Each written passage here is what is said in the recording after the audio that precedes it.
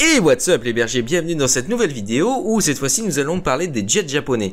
Alors oui, je sais, j'ai déjà fait une vidéo sur les armes secrètes japonaises et j'ai énuméré de l'aviation jusqu'à la marine en passant par l'armée de terre. Mais là, nous allons nous concentrer sur un seul jet et dans d'autres vidéos sur plusieurs autres. Puisqu'il va s'agir du Nakajima Kitsuka, une copie du Messerschmitt 262 allemand. Pour ceux qui connaissent bien le Nakajima, je vous vois déjà faire des bonds sur votre chaise en ayant dit que c'est une copie du Messerschmitt 262.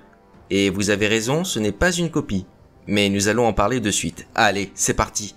En septembre 1944, l'attaché de l'air japonais à Berlin, qui vient d'assister à une démonstration du Messerschmitt 262A, dont il est sorti très impressionné, envoie un rapport tonitruant à Tokyo. Son enthousiasme est si contagieux que l'état-major de la marine impériale demande à Nakajima d'étudier un avion biréacteur monoplace inspiré de l'avion allemand. L'appareil est alors destiné à répondre aux besoins émis le mois précédent par l'aviation de la marine à l'issue d'une conférence ayant identifié 3 armes impériales, en fait 3 types d'avions, en mesure de retourner la situation dramatique des événements. L'une d'elles, dénommée Kokuko Aiki 2, ou l'arme impériale numéro 2, était un jet propulsé par le Tsu-11 ou le NE-12.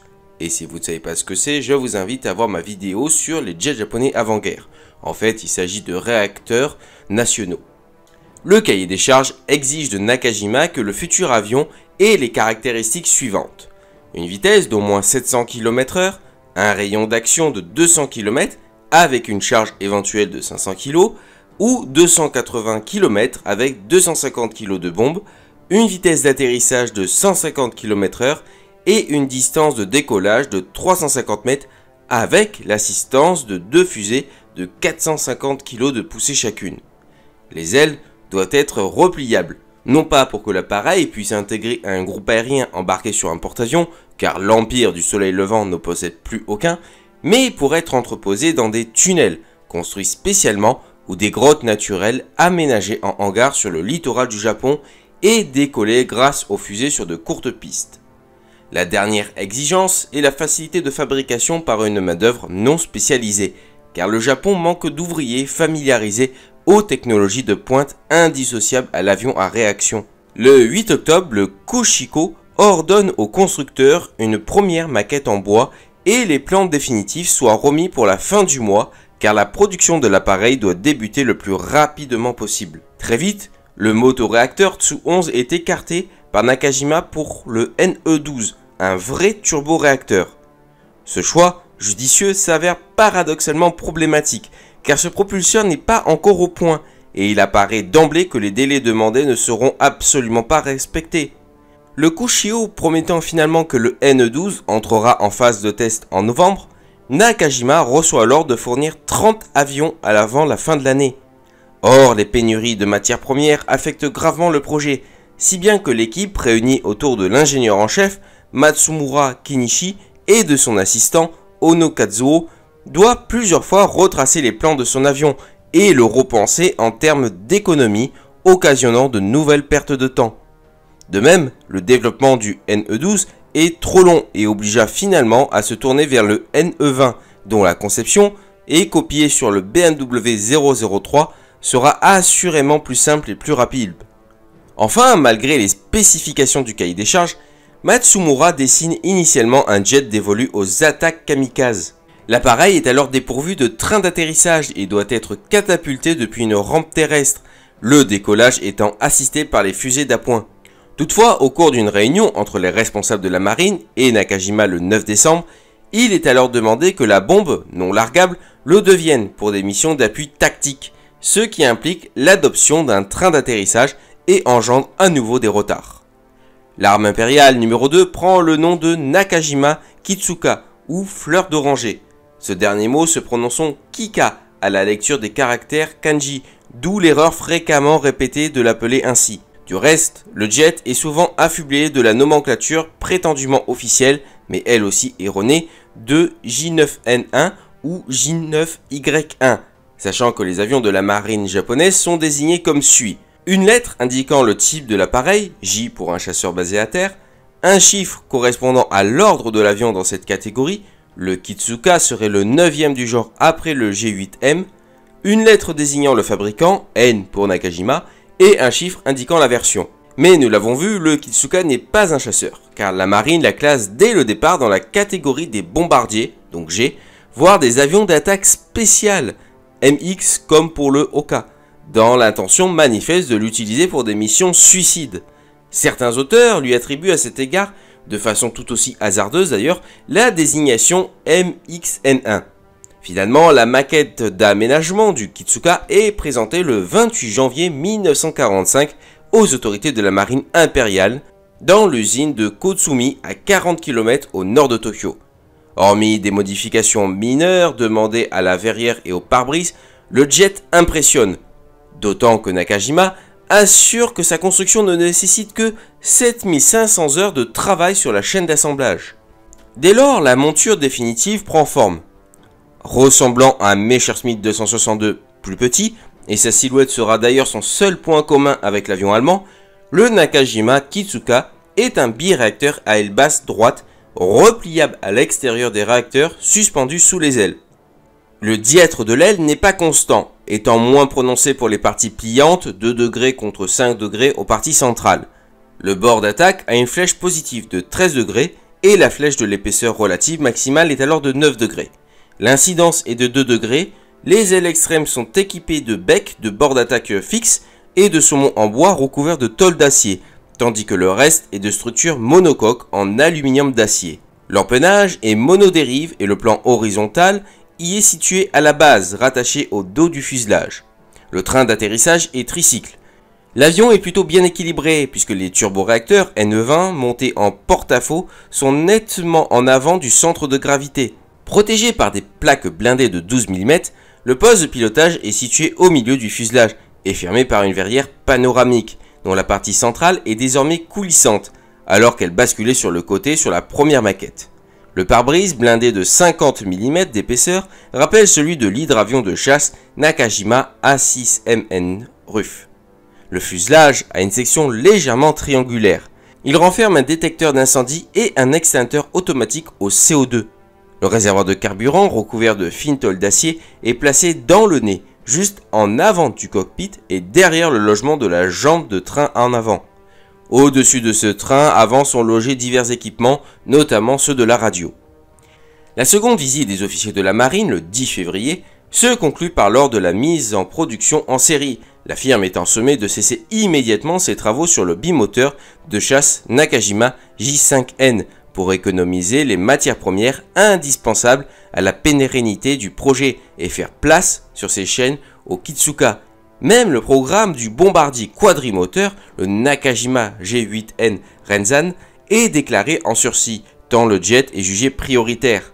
Les 2 premiers exemplaires serviront de prototype, sans aucun armement possible, et jusqu'au Kitsuka numéro 5, aucune plaque de blindage ni de système anti-fuite de carburant ne seront montées.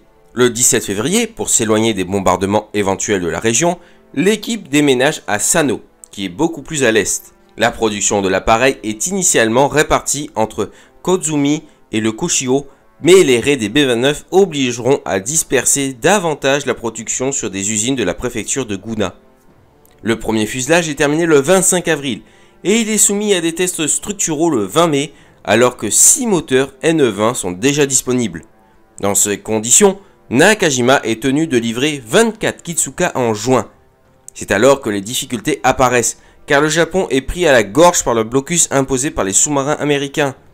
À Tokyo, les responsables de l'industrie estiment que l'Empire du Soleil Levant n'aura plus assez d'aluminium dès septembre, voire au mieux décembre 1945. Passé cette date, seul le bois et l'acier seront disponibles. Comme pressenti, le vice-amiral Wada, promu entre-temps de la direction du Kishuko au poste de chef d'état-major de l'aviation de la marine, met alors un terme définitif au programme du Renzan afin de préserver un maximum de matériaux stratégiques au jet de Nakajima. Vous comprenez vraiment alors que ce jet est prioritaire pour le Japon. En revanche, il n'y a rien à faire concernant la pénurie d'essence qui atteint son paroxysme. Le carburant qui sera délivré pour les NE20 sera forcément de qualité médiocre. Le premier Nakajima Kitsuka est achevé le 25 juin 1945. Il est alors démonté et transporté vers le terrain de Nakajima à Kotsumi, où il reçoit 2 jours plus tard ces NE20 qui seront brièvement testés au sol. Toutefois, au vu des performances limitées des réacteurs et de la piste assez courte, il est décidé de ne pas tenter le premier vol à Kotsumi, mais plutôt sur la base de Kizaruzo, près de l'arsenal aéronautique donnant sur la baie de Tokyo. Le personnel de la 724e Kotokai, premier groupe aérien à devoir passer sur le jet, est alors rassemblé à Yokosuka le 1er juillet en vue de sa transformation sur Kitsuka en tant qu'unité d'attaque spéciale. Il part ensuite s'entraîner sur l'aérodrome de Misawa sur Aichi D3-1 afin d'être opérationnel au mois de novembre avec 16 Kitsuka et un hydravion de reconnaissance Kawanishi E-15K Shun. Malheureusement pour les Japonais, le 14 juillet, lors d'un essai au sol du Kitsuka numéro 1, l'un de ces réacteurs avale un corps étranger qui détériore plusieurs ailettes du compresseur. Il faudra alors attendre le 27 pour que les essais reprennent. C'est alors le chef pilote d'essai de Nakajima, le capitaine de corvette Takaoka Sumutsu, qui prend alors la relève et conduit les tests à grande vitesse au sol. Ceci s'achève le 6 août 1945, le jour même où la ville d'Hiroshima est rasée par la bombe atomique larguée par le B-29 Enola Gay. Le lendemain, à Kisarutsu, les équipes de Nakajima, au courant de la destruction d'Hiroshima sans en connaître vraiment les détails, sont davantage préoccupés par le premier vol du Kitsuka numéro 1, qui est fin prêt au décollage. Avec un vent de travers par la droite de 7 mètres secondes, l'avion est au point fixe au bout de la piste longue de 1700 mètres qui se termine quasiment dans la baie de Tokyo. Takaoka fait monter le régime des moteurs en douceur pour éviter le décrochage des compresseurs. Il a réglé les volets à 20 degrés. Lorsque les 11 000 tours minutes sont atteints, il lâche les freins. L'accélération est lente mais continue et au bout de 725 mètres et 25 secondes de course, l'avion s'arrache du sol. Le Kitsuka vole sans le moindre accroc à 600 mètres d'altitude. Moins d'un an après la décision de vouloir construire un Messerschmitt 262 national, un mois jour pour jour après la tentative mortelle d'Inuzuka sur le G8M1, le Japon entre dans l'ère de l'aviation à réaction avec ce vol de 20 minutes. Après l'atterrissage, le pilote estime simplement que la distance de décollage est trop importante. En revanche, aucun problème n'est décelé sur les NE20 minutieusement examinés par les rampants au retour au sol. Le second vol est donc programmé le 10 août, mais il doit être repoussé de 24 heures en raison de la forte activité aérienne de l'ennemi ce jour-là. Le 11, le Nakajima Kitsuka, équipé de fusées d'appoint pour raccourcir la course, ne parvient pas à décoller à cause de la perte de contrôle générée par la poussée des engins, et l'avion est gravement endommagé par sa sortie de piste. Aucun incendie n'est déploré, une réparation est toutefois envisageable. Avant que celle-ci ne commence et que le second prototype ne soit prêt, l'empereur s'adresse à la nation le 15 août pour l'informer de son acceptation de la capitulation sans condition exigée par les Alliés, mettant ainsi un point final à la carrière du Kitsuka. Lorsque les Américains occupent l'usine Nakajima, ils y découvrent entre 22 et 25 exemplaires, selon les sources, à divers degrés de finition, dont un biplace d'entraînement. Jamais le Japon n'aurait eu la capacité de produire les 530 appareils espérés pour décembre 1945, et hormis l'appareil d'entraînement retrouvé, aucune des deux autres versions projetées n'aura vu le jour, ni le biplace de reconnaissance, ni le chasseur armé dans le nez de deux canons type 5 de 30 mm et pouvant se décliner en chasseur bombardé via l'emport d'une bombe de 500 ou 800 kg. Sans même parler du temps qui aurait dû être nécessaire pour former les pilotes au maniement délicat induit par l'avion à réaction, le Kitsuka dépassait alors clairement les moyens de l'empire nippon. Dans l'esprit des dirigeants de Nakajima, la fleur d'oranger n'est pourtant qu'un avion de transition en attendant de pouvoir mettre au point un jet plus abouti aux performances supérieures, le Nakajima Ki-201 Kayu ou le Dragon de Feu, un chasseur pur, davantage inspiré du Messerschmitt 262. A l'inverse de son prédécesseur de la marine, le Ki-201 est destiné à l'armée impériale qui souhaite depuis l'automne 1944 produire sous licence l'appareil allemand. L'impossibilité d'y parvenir pousse l'avionneur à mettre sur pied le 12 janvier 1945 un bureau d'études confié à Shibuya Aiwo. Le but est d'aller le plus vite possible en copiant autant que peut se faire le Messerschmitt 262 A1 à partir des plans disponibles.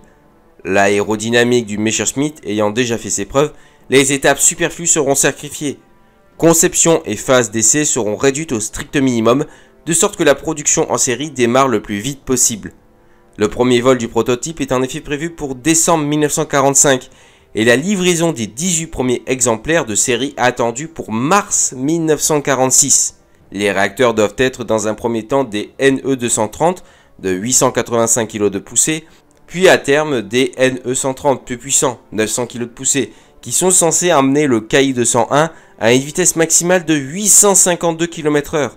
Placé dans le nez, l'armement se composera de 2 canons HO5 de 20 mm et 2 HO155 de 30 mm. Une bombe de 500 ou 800 kg d'ailleurs pourra être emportée pour une utilisation comme chasseur-bombardier.